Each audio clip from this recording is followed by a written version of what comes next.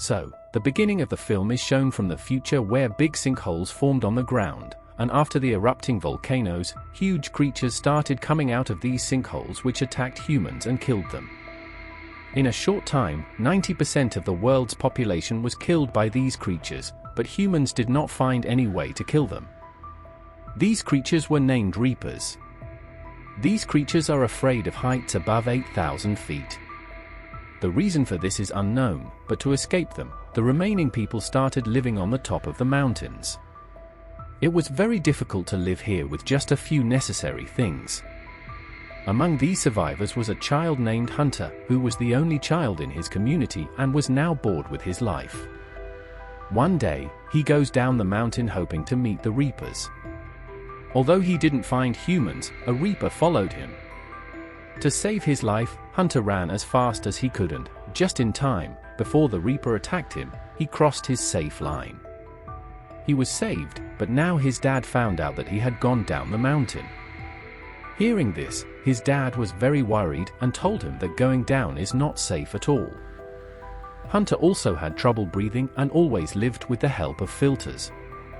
One day, Hunter explained to his dad that he wanted to find more people. In response, his dad said, "Look, Hunter, I have lost your mom, and I don't want to lose you too." Saying this, he went hunting with his friend Katie. Even on the hunt, he was very sad and worried for his son. Katie explained to him, "Look, he is a child, and children are always eager to learn new things. You should give him some space." When they were coming back with their prey, they saw Professor Nina on the way. She was experimenting by making new bullets on the Reaper's shell. Some of the bullets she made could have killed the Reaper. It had been 3 years since she started this experiment, but she had failed so far. At night, it was seen that Hunter was very ill. Seeing this, Will was also worried and immediately went to change Hunter's filter. After that, he got a little better. Will saw that he had the last filter, and now, to save Hunter's life, he had to go down the hill and get more filters from the hospital. He knew that going down was not safe at all, but to save his son's life, he had no other choice. He discussed this with Professor Nina, telling her that he found a safe road to go down. But Nina did not believe him because she felt there was no safe zone down there, so she refused to go. Will decided to go alone. He took some weapons and was ready to go down when Katie, his friend, also joined him. Will did not want to take her with him, but Katie said, "I have no one in this world anyway. It's good that I can help save Hunter's life." Taking weapons, they started their journey, and Professor Nina watched them go. Eventually, she joined Will's group because she knew she would be able to do what she couldn't do in the city. She wanted to prepare a bullet that could kill the Reapers.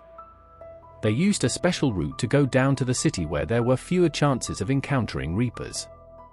Professor Nina showed them her modified compass, which could detect Reapers from a distance because electromagnetic waves were coming from the Reapers.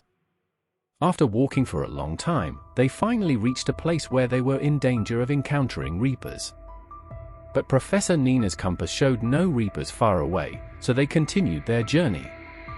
They found a lot of military trucks that must have come to kill the Reapers but were destroyed in the battle. Will and Katie took survival items from these trucks, including grenades, which Katie knew how to use. They thought the rest of the journey would be easier with these grenades. Professor Nina also finds a large part of a Reaper's body and starts collecting more samples to find out about these Reapers and discover a way to kill them. Meanwhile, Katie starts bad-mouthing Professor Nina, blaming her for the death of her friend and Will's wife. Their argument escalates to the point where they almost come to blows. Suddenly, they hear the sound of a Reaper in the distance. However, upon investigation, they realize it is not a Reaper but a group of horses. They are surprised to find that Reapers only kill humans and do not harm animals. The group continues their journey to a chairlift they need to complete their next journey. Upon arriving, Professor Nina senses a Reaper nearby using her compass. They see the Reaper hiding behind a tree and realize they need to leave immediately to save their lives. Will and Professor Nina sit in the chairlift while Katie tries to power it up. As the Reaper approaches Katie, she becomes scared and throws a grenade near the Reaper, causing a big explosion. However, the Reaper remains unaffected. They quickly turn on the chairlift and start it, while Katie tries to climb on. She jumps from the tower towards the chairlift, but misses and is about to fall. Fortunately, Will grabs her hand and saves her. Despite this, their problems are far from over, as the Reaper shakes the cables of their chairlift, causing it to break and fall. To save their lives, they start running towards higher ground where the Reapers cannot follow. Instead of returning home, which is too far away, they take refuge in a nearby restaurant. While resting, Professor Nina explains that when the Reapers arrived in this world, they killed 95% of the population without sleeping, as if their sole purpose was to kill humans. She suspects that these Reapers were either designed specifically to kill humans or sent by God for that purpose. As they talk, Katie and Professor Nina fall asleep, and Will reminisces about moments with his wife, who always believed in Professor Nina's ability to create a weapon to kill the Reapers. The next morning, the group continues their mission and heads down to the city to gather supplies. They pass through a tunnel that is partially at an altitude of 8,000 feet, where Reapers cannot reach. However, the rest of the tunnel is at a lower altitude, posing a risk of encountering Reapers. Will did not tell Professor Nina that her compass would not work underground. After a long journey, they find the other entrance to the tunnel is closed. They decide to take a shortcut through some small stairs, but it is filled with bats that attack them. They manage to survive and reach another tunnel, only to find a Reaper waiting for them.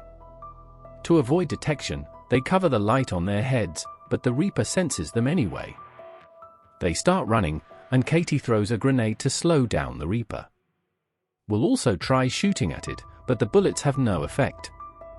They find a small hole in the tunnel to hide in. The Reaper closes in, but Will distracts it by throwing a matchbox to the other side, allowing them to escape.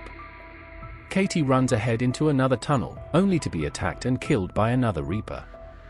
Nina and Will try to save her, but fail. They find a ladder and escape, leaving Katie behind, which will haunt them forever. Now at a safe altitude above 8,000 feet, where Reapers cannot reach, Nina prioritizes their mission and heads towards her lab. They find an abandoned house with food and rest there. Nina explains to Will how she plans to create a bullet from a mixture of different chemicals that can kill the Reapers. She believes the Reapers have some magnetic power, and a special chemical could destroy it like a bomb, giving a 90% chance of killing them. Will is skeptical, but decides to continue. The next day, they head towards the lab, making a stop at a hospital to get Hunter's medicine and filters. Will takes the gun and moves forward, aware that he might face Reapers. Professor Nina's compass shows no signs of monsters, and Will successfully gets Hunter's medicine, storing as much as he can in his bag.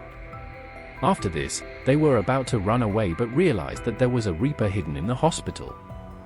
Nina's compass did not detect it because it was broken. They quickly tried to escape, but the Reaper started attacking them, breaking through the walls. It even captured Will with its tentacle. Professor Nina smartly took out an axe from a nearby firebox and attacked the Reaper's tail, causing it to release Will. Now they had to run away, but before escaping, Nina opened all the oxygen cylinders, creating a fog that blinded the Reaper. Nina's idea was good, but Will's idea was even more amazing. Will shot an oxygen tank, causing a huge explosion, and the pressure from the explosion blew the Reaper out of the building. They saw the Reaper lying lifeless on the ground from above, but were unsure if it was dead or unconscious. Will suggested going back, but Nina insisted on going to her lab to prepare a new bullet to kill the Reapers. Will agreed, and they left for the lab in a truck. After they left, the Reaper regained consciousness. At the lab, Nina started her work while Will explored the lab and saw a family picture of Professor Nina. He was shocked to learn that Nina had a family, as she had never mentioned it. When Will asked about her family, Nina started crying and explained that she was in the lab when the Reapers first attacked. Her family kept calling her, but she decided to stay in the lab, and because of that, her family died. Hearing this, Will became emotional. Nina continued, saying that she decided to take revenge on the Reapers and would do so for her family. Nina then fired a bullet at a Reaper scale, but it had no effect, indicating that her bullet was not complete. She told Will to go back to his son while she stayed to find a solution and create a new bullet. Will agreed, as Hunter needed his medicines. While Nina was busy making bullets, she didn't realize when a Reaper entered her lab. As soon as she heard the Reaper, she realized she hadn't tried a certain chemical composition. She quickly mixed the chemicals and started making a new bullet. Meanwhile, Will, on his way back to his town, had an accident and fainted. When Will regained consciousness, he heard a monster nearby and tried to escape. He broke the car's front mirror and got out, but the Reaper was right next to him. Before it could attack, Will heard a bullet and saw the Reaper die. The shooter was Nina, who had successfully created a bullet to kill the Reapers. The Reaper's death caused a big explosion, confirming that Nina's chemical composition worked. Upon inspecting the dead Reaper, they discovered it was a robot monster made to kill humans. They were shocked to realize that someone had created these monsters. Nina suggested that the Reapers were sent by aliens and that their programming prevented them from functioning at high altitudes. Finally, Nina used her new bullet to kill all the Reapers on their way and reached their camp. She was very happy to have found a way to kill the Reapers. The survivors started preparing for a battle with the Reapers, making bullets from Nina's formula. They wrote Katie's name on one of the bullets, giving her credit for Nina's courage to reach the lab. The survivors started fighting the Reapers and gradually took back their land. Meanwhile, Nina continued studying the Reaper's body. Looking through a telescope, she saw 3 large spaceships coming down from the sky. This meant that the aliens knew about the Reapers being killed and had prepared for a complete war against humans. With this mystery, the movie ends here.